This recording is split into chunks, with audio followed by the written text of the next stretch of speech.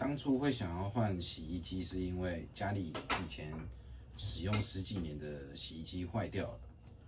我们在购买这台国际牌洗衣机之前，我们也比较了很多牌，比如说 LG， 还有日立都有，然后森宝也有。当然我们也希望买一台洗衣机就可以用很久，然后最后考虑到 LG 跟国际牌。那为什么最后选国际牌？是因为 LG 它的桶槽太深了哦，比较年长的长辈他们其实弯腰这样其实拿不太到，最后所以选国际牌。不然 LG 的全不锈钢的内槽真的是蛮吸引人的。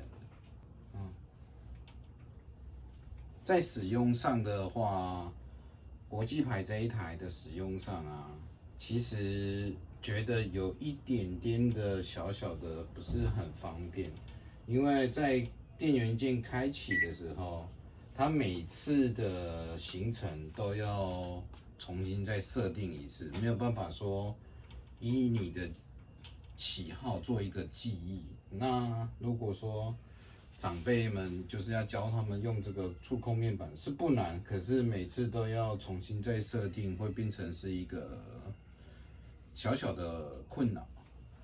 那在声音的部分，其实是觉得很小声啊，没有什么太大的声音。那整体来说是蛮满意的，有不锈钢的材质，然后洗起来的感觉，觉得衣服有洗得干净这样。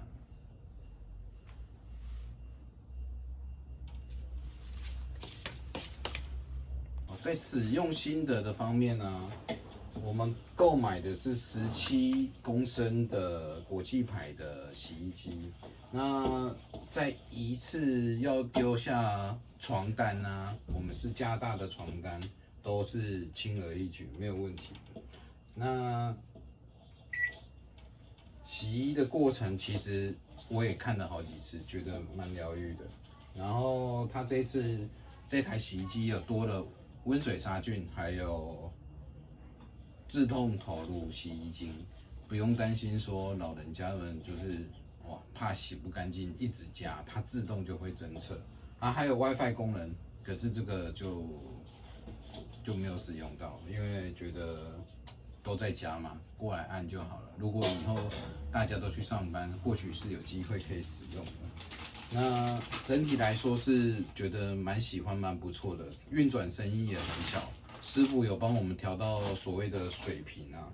那我觉得整台 CP 值可以说是蛮高的，我是蛮喜欢的。